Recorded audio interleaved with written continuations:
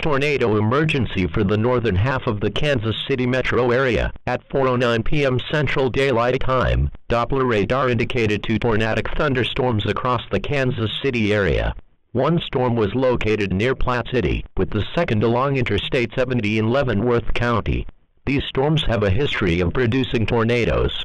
This is an extremely dangerous and life-threatening situation.